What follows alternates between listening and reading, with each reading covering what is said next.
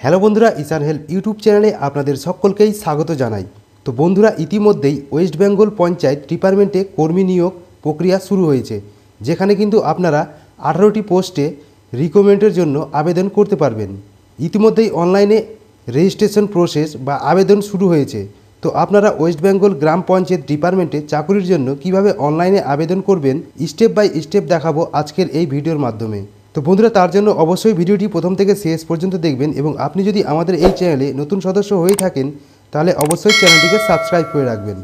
তো বন্ধুরা, ওয়েস্ট বেঙ্গল পঞ্চায়েত পদে অনলাইনে আবেদন করার জন্য আপনারা wbprms.in এই ওয়েবসাইটে চলে আসবেন। তো এই ওয়েবসাইটের লিঙ্ক আমি ভিডিও ডেসক্রিপশনে দিয়ে রাখবো, চাইলে কিন্তু ওই লিঙ্কে ক্লিক করে সরাসরি আপনারা এই ওয়েবসাইটে চলে আসবেন।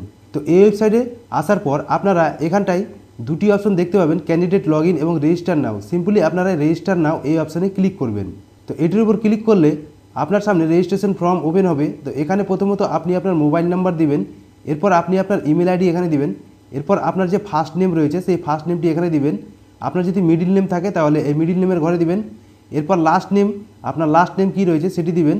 এরপর এখান থেকে ডেট অফ বার্থ দিবেন। আপনারা এখান থেকে ক্যালেন্ডার পেয়ে যাবেন, এই ক্যালেন্ডার থেকে আপনি আপনার ডেট অফ বার্থটি চুজ করে নেবেন। এরপর আপনার জেন্ডার কী রয়েছে, মেল ফিমেল নাকি, সেটি আপনারা এখান থেকে সিলেক্ট করবেন। সিলেক্ট করার পর এখানে আপনি আপনার পাসওয়ার্ড একটি সিলেক্ট করবেন, এবং পাসওয়ার্ড দেওয়ার পর আপনারা এখান থেকে কনফার্ম পাসওয়ার্ডটি দিবেন। দেওয়ার পরে এখানে যে ক্যাপচার দেখাচ্ছে সেই ক্যাপচারটি এখানে দিবেন। দেওয়ার পরে সেন্ড ওটিপি এই অপশানে আপনারা ক্লিক করবেন। তো সেন্ড ওটিপিতে ক্লিক করলে আপনার মোবাইলে ওটিপি আসবে, সেই ওটিপি এই বক্সে দিবেন। ওটিপি দেওয়ার পর আপনারা ভেরিফাই অ্যান্ড রেজিস্টার এই অপশানে ক্লিক করবেন।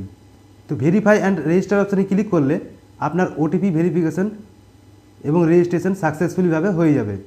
তো সিম্পলি আপনারা এরপর লগ ইন অপশানে ক্লিক করে আপনারা এখানে মোবাইল নাম্বার দিবেন, দেওয়ার পরে পাসওয়ার্ড দিবেন, দেওয়ার পরে এখানে যে ক্যাপচার দেখাচ্ছে সেই ক্যাপচার দিবেন, দেওয়ার পরে লগ ইন অপশানে আপনারা ক্লিক করবেন। তো লগ ইন অপশানে ক্লিক করলেই আপনারা কিন্তু লগ ইন হয়ে যাবেন। এরপর আপনারা এখান থেকে এডিট প্রোফাইল, এই এডিট প্রোফাইলে ক্লিক করবেন। তো এডিট প্রোফাইলে ক্লিক করলে আপনার সামনে এরকম ইন্টারফেস আসবে। তো এখান থেকে প্রথমত আপনাকে আপনার ফটো আপলোড করতে হবে, এরপর আপনার সিগনেচার আপলোড করতে হবে। ফটো কিন্তু আপনাকে 30 থেকে 80 কেবির মধ্যে আপলোড করতে হবে, জেপিজি এবং পিএনজি ফরম্যাটে। ফাইল কিন্তু 160x213 পিক্সেলে হতে হবে। এরপর সিগনেচার কিন্তু আপনাকে 5 থেকে 50 কেবির মধ্যে আপলোড করতে হবে। তো ফটো এবং সিগনেচার আপলোড হয়ে গেলে আপনারা নিচে স্ক্রল করবেন। এখান থেকে আপনাকে প্রথমত জেনারেল ইনফরমেশন, এখান থেকে আপনার জেনারেল ইনফরমেশন দিতে হবে। তো এখানে আপনারা ক্লিক করবেন। ক্লিক করলে আপনার জেনারেল ইনফরমেশন, আপনারা এখান থেকে এডিট অপশানে ক্লিক করলে আপনার জেনারেল ইনফরমেশনটি ঠিকঠাকভাবে এডিট করে নেবেন। তো প্রথমত first name, middle name, date of birth এগুলো আপনি আগেই দিয়েছেন, এগুলো আপনার আগেই থেকে শো করবে। এরপর আপনার ম্যারিটাল স্ট্যাটাস, এখান থেকে আপনি বিবাহিত নাকি সেটি এখান থেকে সিলেক্ট করবেন। সিলেক্ট করার পর আপনার ব্লাড গ্রুপ কী রয়েছে সেটি ব্লাড গ্রুপ এখান থেকে সিলেক্ট করবেন। এরপর কম্পিউটার, আপনি যদি কম্পিউটার জানেন তাহলে ইএসএ ক্লিক করবেন। এরপর আপনি আপনার এখান থেকে আধার নাম্বার দিবেন, দেওয়ার পরে সেভ অপশানে ক্লিক করবেন। তো সেভ অপশানে ক্লিক করলে আপনার জেনারেল ইনফরমেশন সেভ হয়ে যাবে। এরপর আপনার কমিউনিকেশন, এখান থেকে কমিউনিকেশনে ক্লিক করবেন। কমিউনিকেশনে ক্লিক করলে আপনার মোবাইল নাম্বার এবং ইমেল আইডি এখানটায় শো করবে। এরপর সোশ্যাল ইনফরমেশন সিলেক্ট করবেন। এর জন্য আপনাকে এখান থেকে এডিট অপশানে ক্লিক করতে হবে। ক্লিক করার পর আপনার রিলিজন কী রয়েছে সেটি এখান থেকে দিবেন। এরপর সোশ্যাল ক্যাটাগরি, আপনার সোশ্যাল ক্যাটাগরি কী রয়েছে, এসসি, এসটি, ওবিসি যেটি হয় সেটি এখান থেকে সিলেক্ট করবেন। সিলেক্ট করার পরে সেভ অপশানে ক্লিক করবেন। এরপর রয়েছে আপনার আইডেন্টি কার্ড, আপনারা এই আইডেন্টি কার্ড এর উপর ক্লিক করবেন। ক্লিক করার পরে এখান থেকে আপনি আপনার আইডেন্টি কার্ড এখান থেকে দেওয়ার জন্য আপনারা এই এডিট অপশানে ক্লিক করবেন। এই অপশানে ক্লিক করলে এখান থেকে আপনি আপনার আইডেন্টি কার্ড টাইপ সিলেক্ট করবেন। এখান থেকে আপনি আপনার voter card, pan card, driving licence যে কোনো একটি এখান থেকে আপনারা সিলেক্ট করবেন। সিলেক্ট করার পরে কার্ড নাম্বার এখানে দিবেন, দেওয়ার পরে সেভ অপশানে ক্লিক করবেন। তো সেভ অপশানে ক্লিক করলে আপনার আইডেন্টি কার্ড ডিটেলস সেভ হয়ে যাবে। এরপর আপনার ফ্যামিলি ইনফরমেশন, এখান থেকে আপনি আপনার ফ্যামিলি ইনফরমেশন দিবেন। তো ফ্যামিলি ইনফরমেশন দেওয়ার জন্য আপনারা এখান থেকে যে এডিট বা পেন্সিল অপশন দেখতে পাচ্ছেন, সিম্পলি আপনারা এর উপর ক্লিক করবেন। ক্লিক করার পর এখান থেকে আপনি আপনার ফাদার্স নেম দিবেন, এরপর এখানে মাদার্স নেম দিবেন, এরপর আপনার স্পাউস নেম দিবেন। সমস্ত ডিটেলস দেওয়ার পর আপনারা সেভ অপশানে ক্লিক করে দিবেন। তো সেভ অপশানে ক্লিক করলে আপনার ফ্যামিলি ইনফরমেশন সেভ হয়ে যাবে। এরপর আপনার পার্মানেন্ট অ্যাড্রেস, এই পার্মানেন্ট অ্যাড্রেস দেওয়ার জন্য আপনারা এই পার্মানেন্ট অ্যাড্রেসের উপর ক্লিক করবেন। পার্মানেন্ট অ্যাড্রেসে ক্লিক করার পর আপনারা এখান থেকে এই পেন্সিল আইকনে ক্লিক করে দেবেন।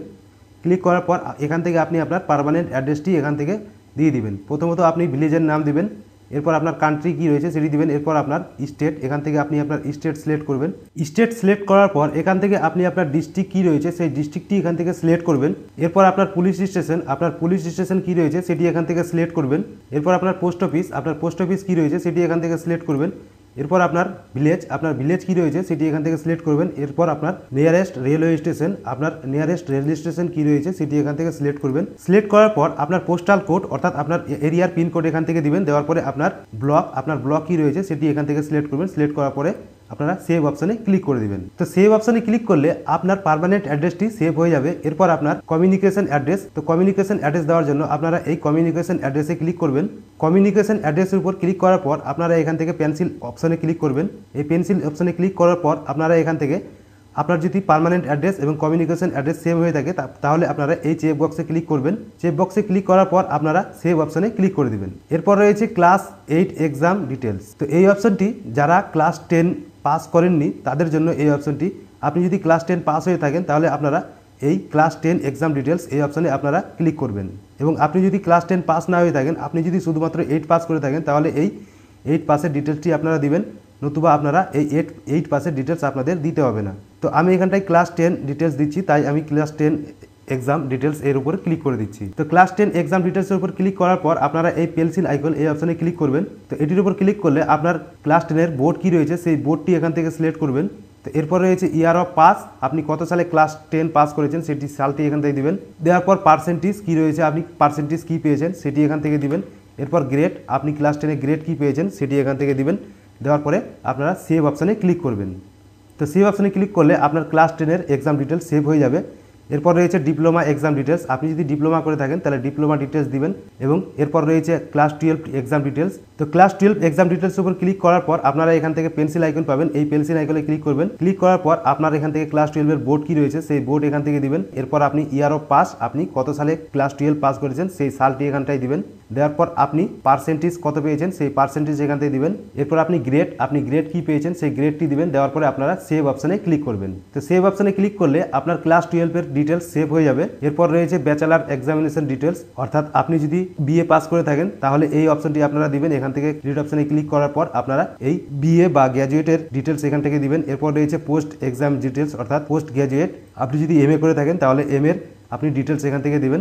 তো এই সমস্ত ডিটেলস দিলেই কিন্তু আপনার প্রোফাইলটি রেডি হয়ে যাবে এবং আপনার রেজিস্ট্রেশনটি সাকসেসফুলি ভাবে হয়ে যাবে। তো বন্ধুরা, এইভাবে আপনারা ওয়েস্ট বেঙ্গল পঞ্চায়েত পদের জন্য আপনারা রেজিস্ট্রেশনটি করে রাখতে পারবেন। তো ইতিমধ্যেই কিন্তু রেজিস্ট্রেশন হচ্ছে, এখনো পর্যন্ত কোনো পদের জন্য আবেদন নেওয়া শুরু হয়নি। তো যখনই আবেদন নেওয়া শুরু হবে তো আপনাদেরকে ভিডিওর মাধ্যমে জানিয়ে দেওয়া হবে। তো বন্ধুরা, ভিডিওটি ভালো লাগলে অবশ্যই ভিডিওটি লাইক করবেন, আপনার বন্ধু বান্ধবদের সঙ্গে শেয়ার করবেন এবং আপনার মনে যদি কোনো প্রশ্ন থাকে তাহলে অবশ্যই ভিডিওর নিচে কমেন্ট বক্সে কমেন্ট করে জানাতে ভুলবেন না।